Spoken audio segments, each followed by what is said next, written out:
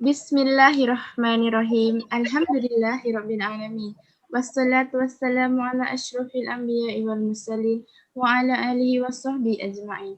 Yang dihormati barisan hakim yang pastinya menjadi peneraju kebenaran, ahli-ahli panel yang pastinya akan sentiasa gigih melontarkan idea.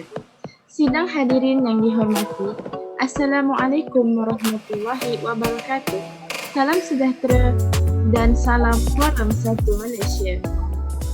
Ahli panel dan sidang hadirin yang dirahmati Allah, Alhamdulillah, bersyukur kita kehadrat ilahi dengan limpah kurnia dan izinnya dapat kita bersama-sama bersua secara maya melalui aplikasi Zoom secara live akibat kekangan pandemik yang melanda seluruh dunia.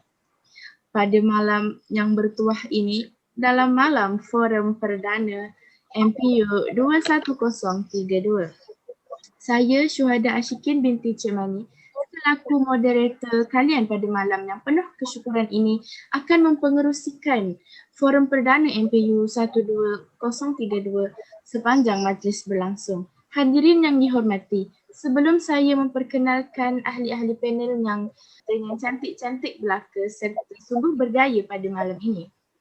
Baiklah sidang hadirin, sebelum tirai forum dibuka, bagi menelusuri lebih mendalam topik perbincangan, molek kiranya kita berkenalan dengan ketiga-tiga ahli panel kita pada malam ini.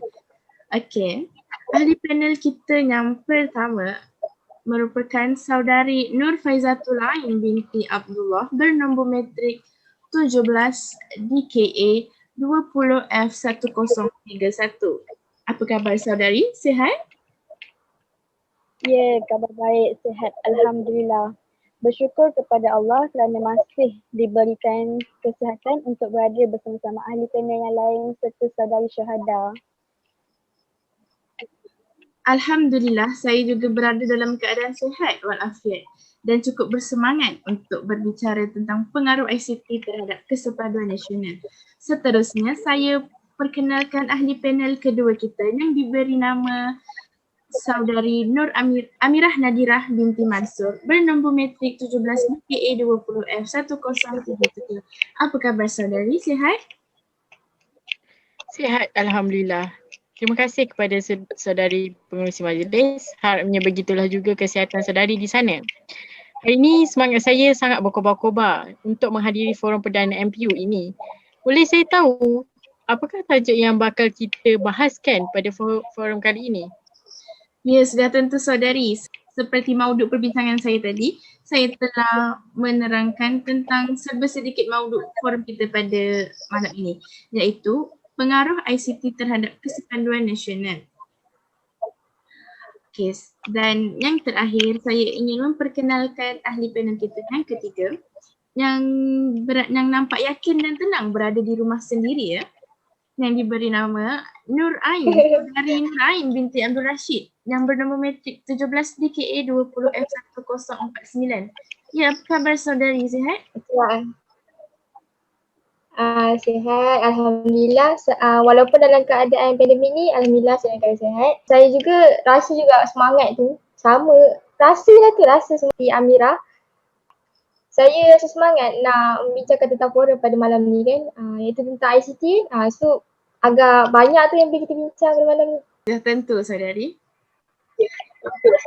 Usai salam perkenalan daripada semua ahli panel, kembali kita kepada topik forum kita iaitu pengaruh ICT terhadap kesepaduan nasional. Sidang hadirin dan ahli panel dihormati, izinkan saya membuka tirai diskusi forum perdana kita pada malam ini dengan soalan pertama yang akan diajukan kepada ahli panel satu kita, iaitu saudari Nur Faizatul Ain. Izinkan saya minta pendapat saudari tentang apa yang saudari faham mengenai ICT. Terima kasih kepada saudari Hada. Apa yang saya faham tentang ICT ni ialah ia dapat merapatkan jurang komunikasi. Seperti mana yang kita tahu sekarang, dunia menghadapi cabaran di mana kita perlu hidup dalam keadaan norma baru yang disebabkan oleh pandemik COVID-19. Dalam keadaan begini, Komunikasi atas talian amat penting. Ini kerana kita tidak lagi dapat ziarah menziarahi ahli keluarga yang berada berjauhan di perantauan. Dengan adanya komunikasi atas talian, kita dapat mengeratkan hubungan silaturahim walaupun berada jauh daripada ahli keluarga. Pelbagai rangkaian yang telah diwujudkan untuk memudahkan kita untuk berhubung dengan keluarga tersayang seperti WhatsApp, Facebook, FaceTime dan sebagainya. Tak begitu saudari Syuhada? Saya amat setuju dengan kata-kata saudari. Terima kasih atas penjelasan yang sangat memberi manfaat kepada kita semua. Okay, dan seterusnya izinkan saya meneruskan perbualan kita dengan menanyakan kepada ahli panel 2 tentang pendapat beliau mengenai ICT. Dipersilakan saudari. Okey, terima kasih pengurusi majlis. Pada pendapat saya, ICT banyak memberi kesan positif dan negatif kepada masyarakat. Kenapa? Apabila kita menggunakan teknologi yang canggih, ia mendatangkan banyak faedah serta dapat mengeratkan hubungan antara masyarakat. Tapi adakah kita sedar bahawa ia juga boleh memudaratkan kehidupan kita seharian? Ya, sebab wujudnya teknologi secara tak langsung menjadi batu penghalang terhadap sesuatu hubungan. Malahan, teknologi juga penutup periuk nasi rezeki masyarakat pada masa kini. Contohnya penggunaan tol yang menggunakan kad touch and go secara tidak langsung. Tiada lagi jurutol yang menjaga di setiap tol. Adakah benar pengerusi majlis? Benar sungguh kata-kata saudari sebentar tadi. Saya juga amat terkesan dengan kemajuan ICT yang semakin pesat sekarang ni. Okey, dan untuk meneruskan perbualan kita, mari kita meminta pendapat daripada ahli panel ketiga. Bagaimana pendapat ahli panel ketiga mengenai ICT? Okey, terima kasih kepada pengerusi majlis saudari Syuhada. Pengertian yang bawa soalan tentang ICT. Okey, pada pendapat saya, perkembangan teknologi maklumat dan komunikasi ni yang dikenali sebagai ICT ni ialah ada kaitannya dengan hubungan etnik ni. Dia menyumbang kepada kewujudan kesepaduan sosial. Lagi pula tidak asing lagi ICT dalam kalangan masyarakat kini kan. Jadi ICT jadi terdapat alat-alat komunikasi lah yang wujud sekarang yang hampir semua orang ada, iaitu macam televisyen juga yang kita guna sekarang ni, laptop, komputer ataupun ada menggunakan telefon bimbit untuk menjalankan forum ni. Jadi secara tak langsung ia memudahkan pengaksesan internet lah dalam kalangan masyarakat majmuk kini yang diartikan sebagai masyarakat kelompok yang berbilang kaum dan pelbagai etnik lah yang terdapat di Malaysia, antaranya bangsa Melayu, Cina, India, ada juga etnik banyak kan, ada negara dusun dan banyak lagi lah. Sangat tepat saudari, pendapat saudari. Saya amat bersetuju dengan pendapat saudari. Okey, seterusnya saya ingin meninjau pandangan ahli-ahli panel kita mengenai apa yang dimaksudkan dengan ICT sebagai alat. Apa yang difaham oleh ahli panel kita yang pertama? Saudari, dipersilakan untuk memberi pandangan anda. Seperti yang tajuk ni sebenarnya sangat bagus untuk kita kupaskan pada malam ini. ICT kita boleh katakan dia sebagai alat kerana ia memudahkan dan meringankan beban. Okey, ICT dapat memudahkan serta meringankan beban kepada sesetengah orang. Okey, dalam keadaan negara yang tengah menghadapi pandemik COVID-19 ini, teknologi telekomunikasi ini sangat meringankan beban bagi pelajar-pelajar IPT ataupun pelajar-pelajar U untuk menjalankan pelajaran secara online. Walaupun mereka tidak dapat bertemu secara bersemuka, tapi dengan adanya teknologi komunikasi ini, mereka dapat berjumpa di alam maya. Dengan ini, pelajar tersebut tidak akanlah ketinggalan apa-apa tentang nota-nota terkini, tentang apa benda yang mereka perlu belajar. Okay, selain itu, ia juga memudahkan para pelajar kerana mereka tidak perlu keluar untuk fokus stek kerja ataupun untuk print out diorang punya assignment. Kerana dengan keadaan sekarang ni, kita tak boleh bersentuhan kerana itu boleh menjadi kesan besar kepada diri kita. Jadi dengan wujud komunikasi ni, mereka boleh hantar secara melalui WhatsApp dan juga saya rasalah setiap IPT mesti telah mewujudkan satu platform di mana mereka mudah untuk menghantar assignment ataupun nota-nota mereka secara atas talian. Tak begitu saudari? Ya, terima kasih atas penjelasan yang panjang lebar daripada saudari dan semua kata-kata yang saudari lemparkan adalah sangat tepat bagi saya dan juga kepada orang lain juga lah saya pastinya. Seterusnya, izinkan saya untuk meminta pendapat lah daripada ahli panel kedua kita. Apa yang saudari faham tentang ICT sebagai alat? Dipersilakan Um, Saudari. Terima kasih pengerusi majlis. Bagi pendapat saya pula, ICT sebagai alat adalah untuk membantu komunikasi masyarakat dengan lebih efisien. Kenapa? Apabila kita mempunyai capaian rangkaian internet, kita tak perlu lagi nak berfikir macam mana kita nak balas mesej dengan orang. Hanya klik nama orang tersebut dan typekan pesanan apa yang kita nak sampaikan kepadanya. Atau yang lebih mudah ialah hanya membuat panggilan saja. Sangat mudah dan ringkaskan teknologi ini kepada masyarakat kini, Saudari pengerusi majlis. Pendapat yang dilemparkan oleh Saudari amat tepat dengan situasi kita sekarang. Memang sangat, ICT sekarang memang sangat membantu dalam bidang komunikasi lah. Lebih-lebih lagi dalam situasi pandemik yang melanda dunia kan. Tak Ya, begitu, betul. Saudari? Ya. Yes. Dan seterusnya, saya ingin meminta pendapat daripada ahli panel ketiga kita, Saudari Ain. Dipersilakan untuk memberi pandangan anda tentang ICT sebagai alat. Okey, terima kasih Pengerusi Majlis. Saudari Syada, bagi saya tepat sekali info yang diberikan oleh Saudari Amira. Jadi saya juga mempunyai isi tentang alat komunikasi yang ada daripada hari ini seperti satelit, masyarakat lambat lagi tu lah. Jadi oleh itu tak kira lah kita duduk di pelosok negeri mana sekalipun, pasti mereka mengetahui atau sedikit info tentang internet seperti sekarang. Seperti sekarang ni forum ni dijalankan secara alam maya, secara online di Zoom. Jadi alat-alat komunikasi ni dapat menghubungkan sesiapa saja, tak kira lah duduk di mana, iaitu digunakan masyarakat kini lah yang bilang kaum dan etnik. Sebagai contoh, penduduk yang berasal dari negeri sembilan ataupun daripada negeri mana lah, dia mudah berkomunikasi dengan yang jauh, tak kira lah luar negara ataupun lain negeri lah. Tak payah nak cari contoh jauh lah, seperti kita juga lah sekarang kan, kita berkomunikasi menggunakan aplikasi Zoom. Sangat bagus penerangan Saudari dengan contoh yang sangat kena lah, sangat tepat pada malam ini contohnya. Terima kasih Saudari. Seterusnya kita teruskan perbincangan kita pada malam ini tentang mengapakah ICT dikatakan sebagai beban oleh segelintir pihak. Terdapat segelintir pihak yang berpendapat bahawa ICT merupakan sebagai beban. Oleh itu boleh saya meminta ahli panel satu untuk memberikan hujah anda. Mengapa? Kenapa ICT ni dikatakan sebagai beban oleh segelintir pihak? Okey, biasalah. Mesti dalam kehidupan kita ni mesti akan ada pros and contra. Bila ada kebaikan mesti ada keburukan. Ya, saya setuju dengan Saudari. Kan, okey. Jadi mungkin bagi setengah orang ICT membantu mereka, tapi bagi lagi setengah orang mungkin mereka merasakan yang ICT ni sangat membebankan kerana apabila mereka membuat pinjaman kepada pinjaman yang orang katakan yang tidak berlesen ataupun berlesen selalunya ada, mereka akan digantung oleh pemiutang yang call tiap-tiap hari untuk minta mereka menjelaskan bayaran. Ini juga boleh menjadikan salah satu sebab kenapa rakyat Malaysia sentiasa rasa stres. Selain itu, mereka juga boleh menjadi mangsa sedikit penipuan. Okay, kita boleh lihat pada zaman sekarang ni, tak payah tengok jauh-jauh lah.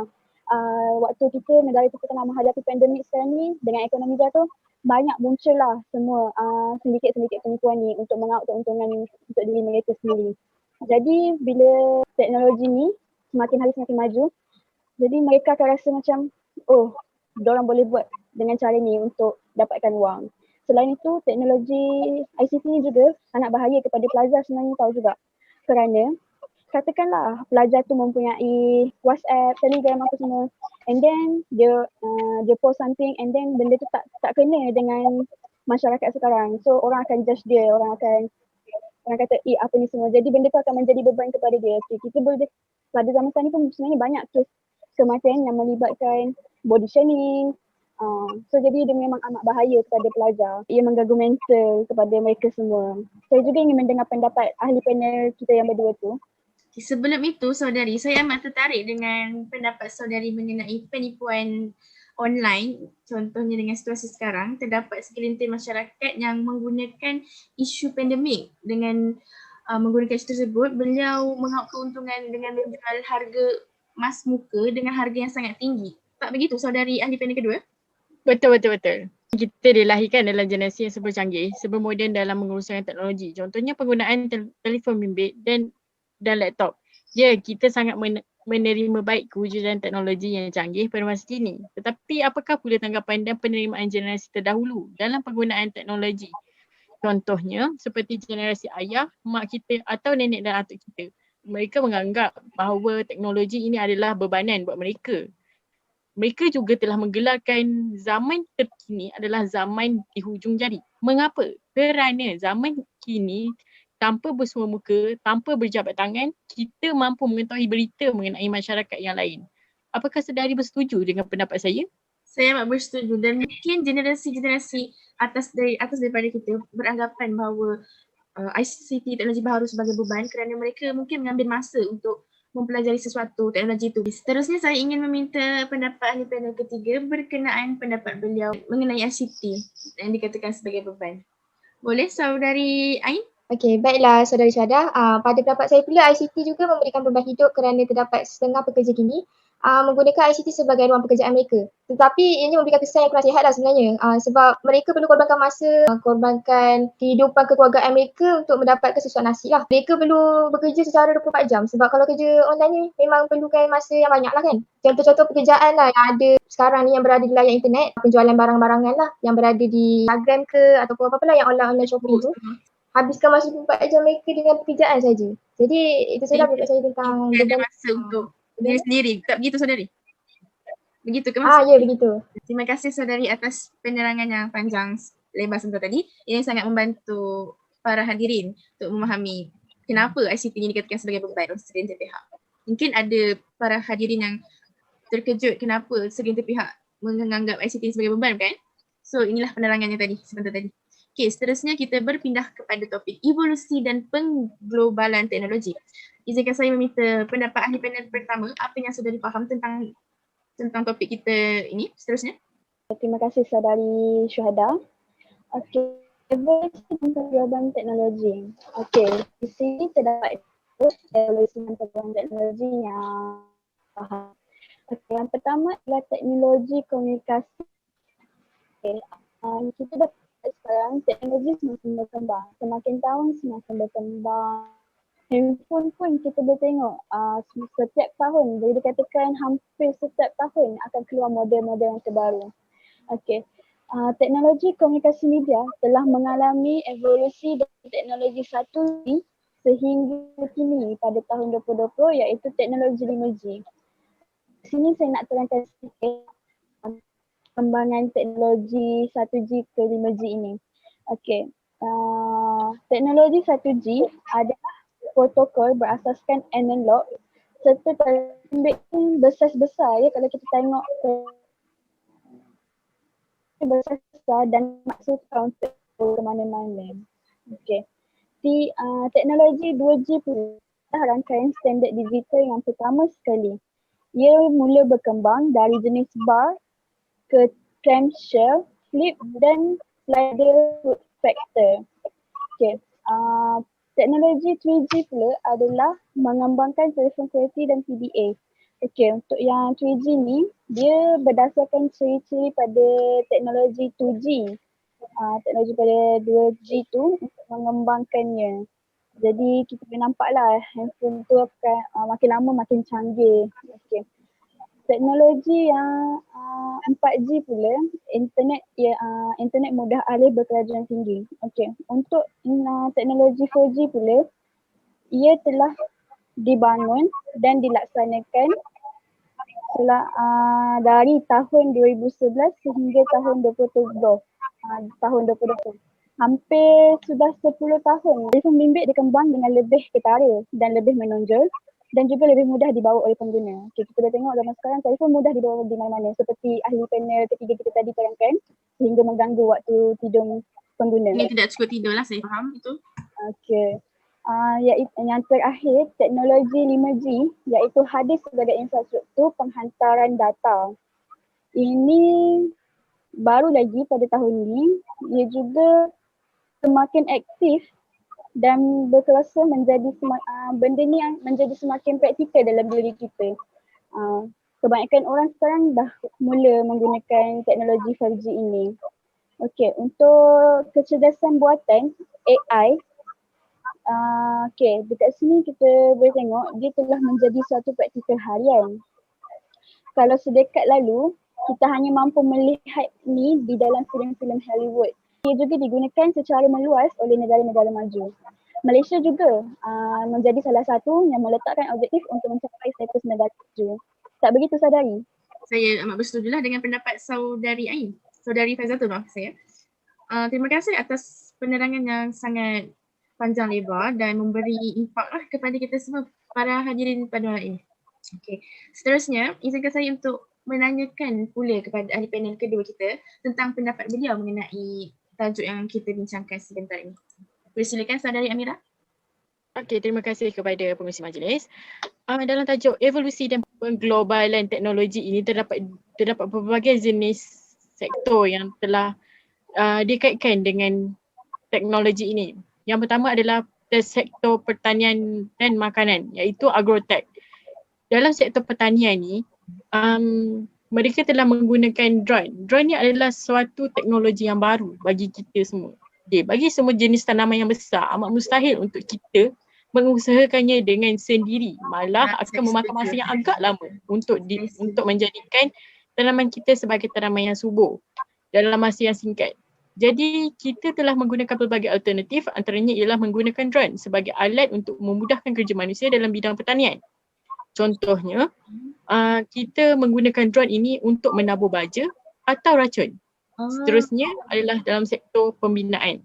Sebelum saya mengupas lebih lanjut tentang sektor pembinaan ini, izinkan saya tanya sedikit soalan yang paling ringkas kepada ahli panel yang lain. Apabila kita sebut asas pembinaan, apakah yang terlintas di dalam minda kalian? Ahli panel pertama dan ketiga? Pembangunan, ya. Bila sebut tentang pembangunan, yang terlintas di kepala saya adalah Menara Kuala Lumpur. Kita boleh tengok struktur bangunan dia sangat menarik. Itu pada pendapat saya. Okay, bagi saya pula bangunan. Saya lihat bangunan KLCC lah. Dia kelihatan struktur yang bentuk yang sangat unik. Okay, menarik pandangan anda semua. Bagi pendapat saya, setiap pembinaan perlu memakan masa yang sangat lama. Jadi, untuk kita siapkan sesuatu pembinaan, kita perlu memerlukan kos yang tinggi. Jadi, wujudlah pengimbasan laser iaitu kaedah pemetaan ketetapan yang tinggi menggunakan pancaran laser untuk merekodkan butiran seluruh projek pembinaan bangunan dengan cepat dan lengkap. Sangat tepat ya pendapat yang diajukan oleh ahli panel kedua kita berkenaan tentang pembinaan dalam evolusi pengglobalan teknologi pada masa ini lah. Dan seterusnya saya ingin meminta pendapat ahli panel ketiga kita tentang isu ini. Dipersilakan ahli panel. Terima kasih pengerusi majlis saudari Syahda. Jadi informasi yang diberikan oleh saudari Amira adalah sangat tepat bagi saya. Jadi bagi saya pula isi yang saya ketahui adalah pengangkutan. Pengangkutan seperti Grab lah. Jadi siapa lagi yang tak tahu tentang kemudahan pengangkutan ni kan, yang boleh diakses dengan mudah di internet. Diakses Iaitu bimbit ke? Grab, Uber. Boleh apa diakses ni? melalui telefon bimbit? Maksud saya boleh. Benar sekali. Sangat mudah. Sangat mudah untuk diakses lah. Sebelum ni kan kita menaiki kereta untuk bergerak dari satu destinasi ke destinasi yang lain tu agak membebankan jugalah kan, sebab kita perlu macam nak cari parking tu memang membebankan kita lah kan. Jadi dengan wujudnya pengangkutan awam ni, yang Grab ni, dia boleh hantar terus kita ke sana, ke tujuan kita dengan mudah. Seterusnya pula tentang teknologi maklumat, iaitu internet. Ianya internet ni dia luas sebenarnya dalam pengaksesan maklumat. Iaitu boleh dicari melalui Google yang dikenali sebagai pakcik Google tu. Jadi Google ni adalah tempat untuk persoalan tu mudah dijawab. Siapa-siapa saja boleh menanyakan soalan dan dia mudah dapati maklumat tersebut.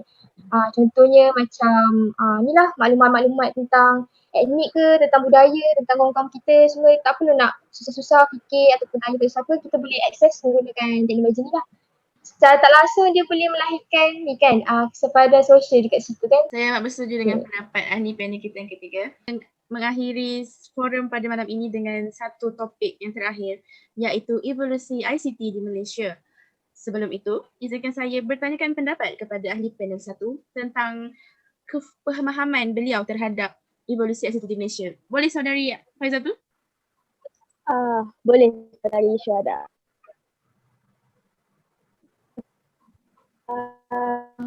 Seperti yang saya tanya pada tajuk sebelum tu, teknologi ni telah mengalami pelbagai peningkatan dari masa ke semasa. Okey, pada tahun 1989, rangkaian komputer Malaysia ataupun dikenali sebagai rangkong dengan kemudahan sambungan antarabangsa bukan orang tu ada mail dan elektronik. Walaupun ia mempunyai keupayaan komunikasi dan perkongsian sumber. Berdasarkan program jaringan Joint Advanced Integrated Networking yang yang akan dilancarkan pada tahun 1991 bertujuan untuk membangunkan rangkaian komunikasi negara secara bersepadu dan lebih menyeluruh. Dengan ni program jaring dia lebih kurang seperti rangkum. Dia mempunyai kaitan kerana Dr. Muhammad Awang lah ni dia telah membuat sesuatu yang orang kata pada tu sangat penting lah kepada negara, perubahan negara untuk perubahan ICT untuk permulaan dia. Tu pada pendapat saya. Terima kasih atas pendapat yang diberikan dan saya juga amat tertarik dengan pendapat saudari kerana saya pasti dan yakin bahawa para hadirin, kebanyakan daripada kalangan para hadirin tidak mengetahui tentang rangkom jaring yang ditubuhkan oleh Dr. Mohamed Awang lah. Tak begitu saudari? Ya, begitu. Nampaknya begitu. Sebabnya mereka boleh dikatakan sebabnya zaman muda sekarang, zaman IT sekarang. Jadi mereka tidak tahu macam mana perkembangan dia.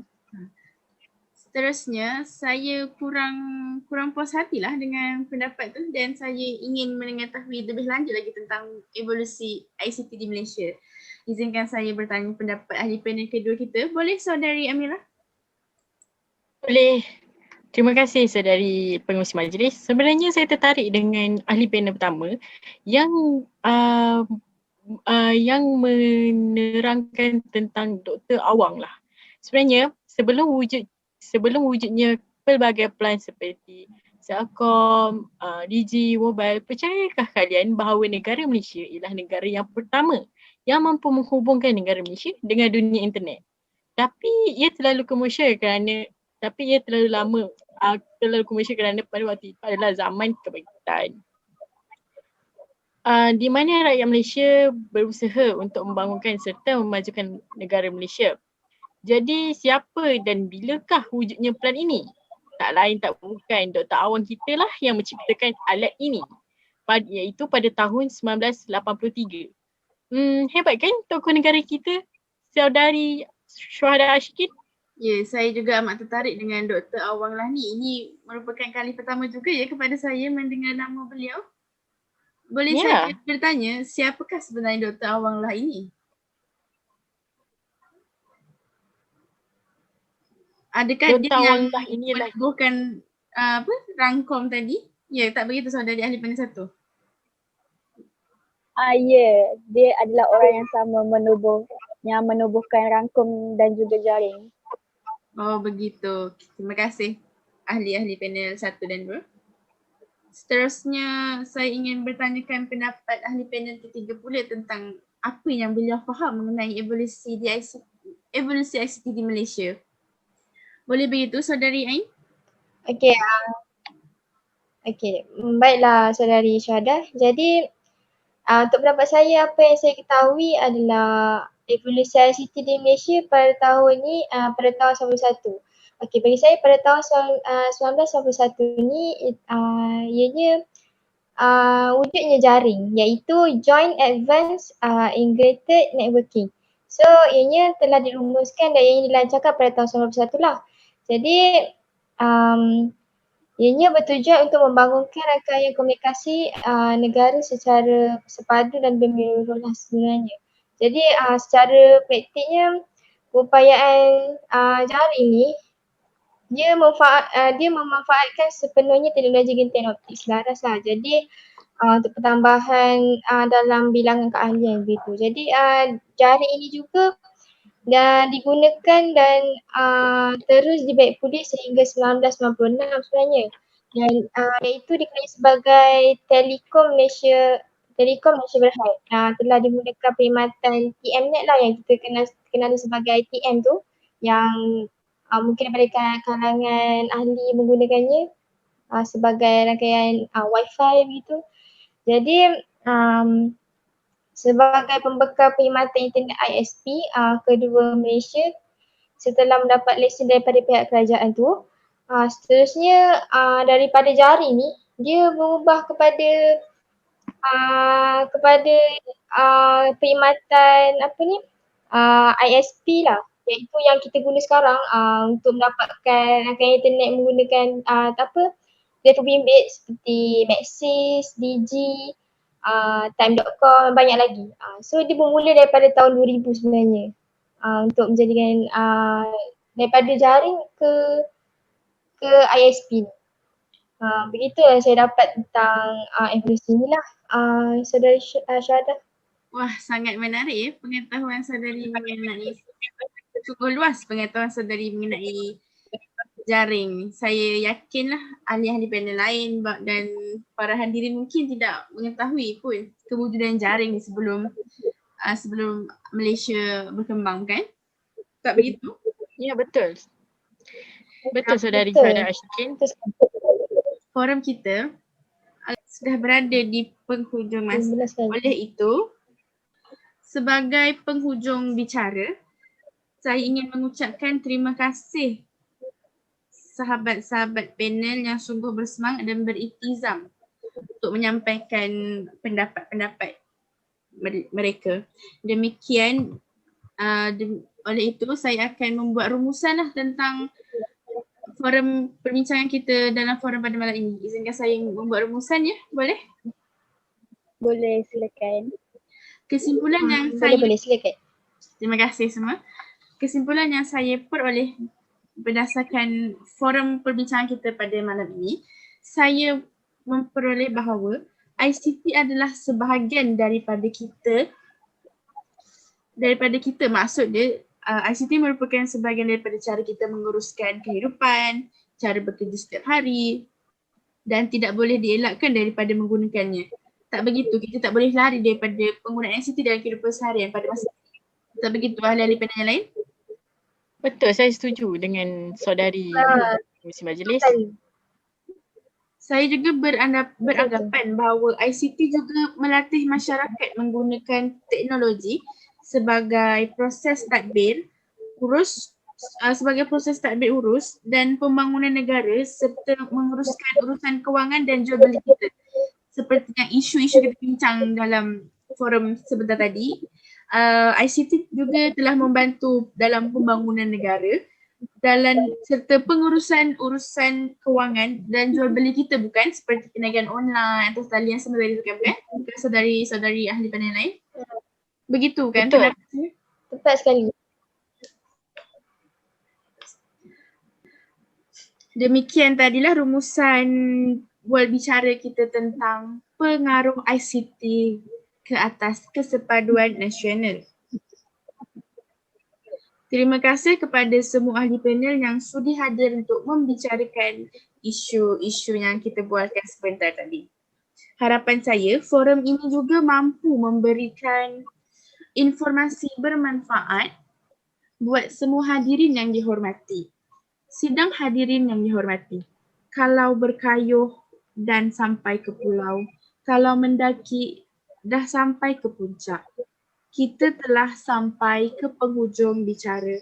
Entah kata salah tutur, entah maksud salah sampai. Terimalah salam, salam bersantun, salamnya minta maaf, salamnya minta ampun. Saya mewakili semua ahli panel mengucapkan setinggi-tinggi terima kasih kepada semua hadirin yang sudi meluangkan masa selama 1 jam dari jam 8.30 hingga 9.30 malam pada malam ini untuk bersama-sama hadir menyaksikan secara live melalui aplikasi Zoom, ya. Lantaran keterbatasan waktu, saya mohon mengakhiri bicara ini. Selanjutnya mohon mengundur diri. Sekian, wabillahi taufiq wal hidayah. Wassalamualaikum warahmatullahi wabarakatuh. Terima kasih kepada ahli panel kita semua dan para hadirin. Sama-sama Okey, juga terima kepada kasih saudari kepada Syahadah. Komisi Majlis juga. Terima kasih kepada Komisi Majlis Okay, seterusnya dan juga para hadirin. kita bolehlah beredar, ya. Kita akhiri dengan tasbih kafar dan surah Al-As. Terima kasih semua. Terima kasih. Saya akhiri majlis pada malam ini.